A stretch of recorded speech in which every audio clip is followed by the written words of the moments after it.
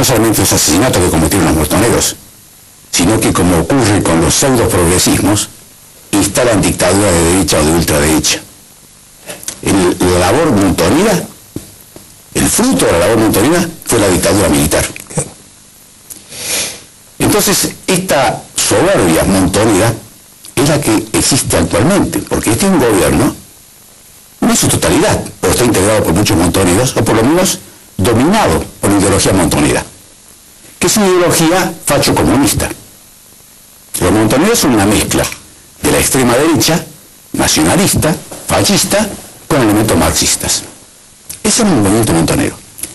Perón jugaba con una habilidad política, los usó obviamente, ellos ayudaron a su regreso, pero en ese momento practicaron el llamado entrismo, porque la izquierda sabía que jamás iba a conseguir una mayoría electoral en la Argentina. Esto sabían, después de muchas derrotas, que no lo podían lograr.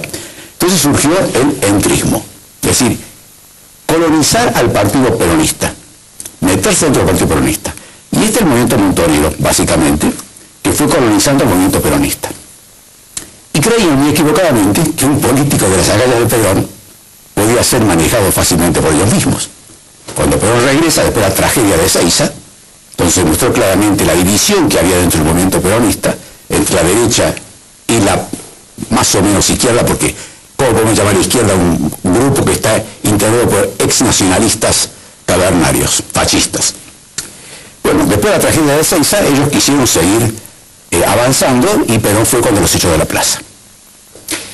Este movimiento montonero no ha muerto, se ha dormido, se ha adormecido y ha vuelto a surgir ahora, y hay una manifestación muy clara de que en el fondo se sigue odiando al último Perón, el Perón de la reconciliación, del abrazo con Balbín, de la democracia, un Perón maduro, un Perón que había vivido mucho y había visto mucho, y había aprendido mucho, y que quería llevar el país por un buen camino de reconciliación, de paz. Bueno, ese Perón fue quien se expresó en forma muy clara contra alguien a quien él usó también para volver al poder, que fue Héctor Cámpora. Claro. Perón usó a Héctor Cámpora, que era un hombre totalmente olvidado, desconocido y despreciado por los peronistas, porque tuvo una conducta extremadamente cobarde cuando fue la Revolución Libertadora. Los que estuvieron con él juntos en la cárcel o en los exilios decían que era el que más lloraba, Héctor Cámpora. Y Héctor Cámpora asume la presidencia con Solómez Lima para traerlo a Perón. Y él no llega siquiera a 2 meses de gobierno. Perón lo saca y lo coloca de presidente a Lastiri, que era el yerno de López Rega. Y luego es enviado a México, Cámpora, y tiene un final muy triste, muy trágico, ¿no? Reivindicarlo a Cámpora es dar una puñalada a Perón, porque Perón lo quiso sacar a Cámpora, lo sacó a Cámpora y no quería que esté Cámpora, porque Cámpora representaba a los montoneros, indirectamente, no era un hombre de luces. Por debilidad, ¿no? Sí, por sus hijos. Sí, no era un hombre de luces para nada. Sí. En fin, pobre tipo. Mucha gente las ignora o no las quiere saber o cree que no nos pertenecen, pero yo creo que un gran problema que tiene este gobierno es que está asfixiado por la ideología. Y esto le quita flexibilidad, le disminuye el contacto con la realidad, leer la realidad y darse cuenta que este gobierno podría pasar al bronce fácilmente, pero no lo hace por caprichos temperamentales y por pertenecer a esa ideología que es, digamos, anímicamente o profundamente violenta. Los montoneros fueron una ideología violenta, lograron los cambios a través de la violencia, no de la persuasión, no de los votos, la violencia. Entonces este gobierno usa la violencia, no mata, por lo menos no se sabe mucho de eso, pero la violencia verbal y la división de la sociedad argentina, por ejemplo, que se ha realizado, es violenta, es terrible. La sociedad argentina está dividida como nunca. Yo ya tengo mis años y me acuerdo la época de los peronistas y los antiperonistas, pero no llegaron al extremo. El entrenamiento de la presidenta, en su función en la alta magistratura, no es como un entrenamiento completo, es como que le faltaron ciertos ejercicios.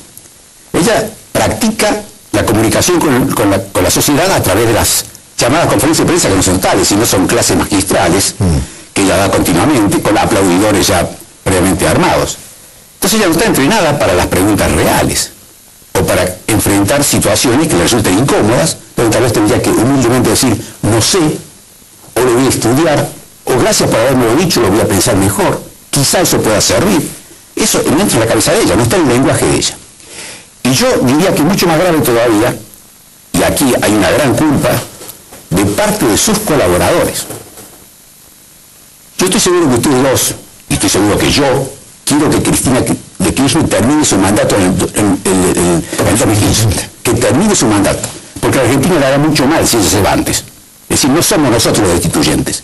Los destituyentes son los ministros que rodean a la presidenta y le tienen terror de criticarle algo, o de advertirle algo, o darle un consejo que a ella no le caería bien. Se dice que algunos ministros antes de ir a verla toman el sotanero.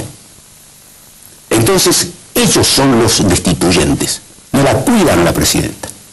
Y la largaron a los leones en Harvard y en Georgetown sin haberla preparado, diciéndole, estas son universidades donde se aplaude a un presidente que entre, aunque sea del todo o de cualquier país irrelevante, porque aquí hay una cuestión ceremonial donde se aplaude a cualquier presidente. Pero se lo aplaude porque es presidente, no porque sea un hombre o una mujer de gran América. Hace bastantes años escribí un libro cuyo título era Argentina, un país de novela. Sí, me acuerdo. Bueno, Argentina es un país de novela. Y la novela se caracteriza porque vos no sabés cuál es el final. Mantiene un suspenso permanente. Gracias a la mentalidad de los argentinos. ¿Qué bien que te acordás? Exactamente. Ese es el libro. Y en este momento estamos en medio de una novela donde no sabemos qué va a ocurrir en la página siguiente. Es decir, la semana siguiente no sabemos qué va a pasar. Aquí hay cambios permanentemente. Y estos cambios están vinculados con las características del populismo. El populismo, yo lo mencioné en este programa también, es una política de corto plazo, siempre. Lo que interesa es mantener el poder, sea como sea. Un poquito a la derecha, un poquito a la izquierda, para aquí, para allá, tapar este agujero, sacar el tapón de acá, ponerlo del otro lado. Es el populismo, mantenernos del poder. No hay políticas de Estado, no hay políticas a largo plazo, no hay visión estratégica. Esto obviamente determina que en Argentina no se sepa qué va a pasar. No se sabe qué va a pasar. Y aquí nosotros nos estamos más, informando de lo que la sociedad muestra. A mí me parece que los cacerolazos de los que tanto se habla no solamente son un mensaje contra el gobierno. Yo diría algo mucho más doloroso. Es un mensaje contra la oposición. Diciéndole, nosotros tenemos que ir a la calle porque la oposición no se muestra, no aparece, no tiene relevancia, no logra unirse detrás de un programa común.